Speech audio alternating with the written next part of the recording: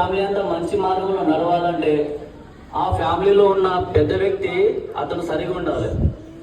మా ఫ్యామిలీలో మా పెదనాన్న ఆ పొజిషన్ ఉండడం మా అదృష్టం కాబట్టి మా ఫ్యామిలీ అంతా ఈ రోజు హ్యాపీగా ఏ ఫంక్షన్ ఉన్నా ఏ పండుగ ఉన్నా అందరూ ఒక దగ్గర చేరి, ఫ్యామిలీలో చిన్న చిన్న డిస్కషన్ ఎవరికైనా ఉంటాయి కానీ వాటినన్నింటినీ మళ్ళీ సర్దు మణిగించి అందరినీ కాంప్రమైజ్ చేసి మళ్ళీ మనందరం కలిసి ఉండాలి, విడిపోవద్దు, ఇట్లాంటి వస్తుండే పోతుండే అని చెప్పి మళ్ళీ అందరినీ గ్యాదర్ చేసి ఒక పండుగ వాతావరణం కల్పించేది మా పెదనాన్న మాత్రమే.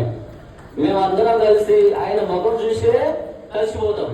అరే మా పెదనాన్న ఆయన అంతటోటే అన్నాడు, ఆయన అంతటోటే కాంప్రమైజ్ అయిపోతుండు. మాదేముందిలే, చిన్న చిన్న వాళ్ళం, చిన్న చిన్న ఉద్యోగం చేసే వాళ్ళం, మాకెందుకు ఈ పట్టింపులు, సరే పోనీలే కలిసిపోదాం అని చెప్పి మా అంతటి మేము మళ్ళీ కలిసిపోతాం, మళ్ళీ ఎంజాయ్ చేస్తుంటాం.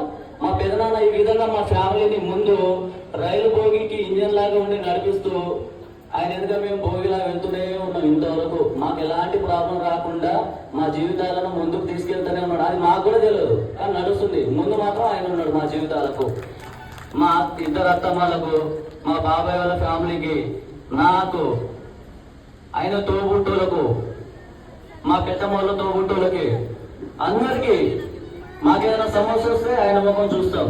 ఆయన ఇచ్చే సలహా ప్రకారం నడుచుకుంటాం. ఆయన ఇచ్చే సలహాలు చాలా మంచిగా ఉంటాయి. మనం మంచిగా ఉండాలి, ఓర్పుతో ఉండాలి, అంటే ఎవరు జోలికి పోవద్దు, మన పని మనం చూసుకోవాలన్నట్టు ఆయన సలహాలు ఉంటాయి. అట్లా మనం ఉన్నప్పుడు ఏ ప్రాబ్లం రావు కదా. అట్లయితే సజెషన్స్ తోటే మమ్మల్ని ముందుకు తీసుకొచ్చిండు ఆయన.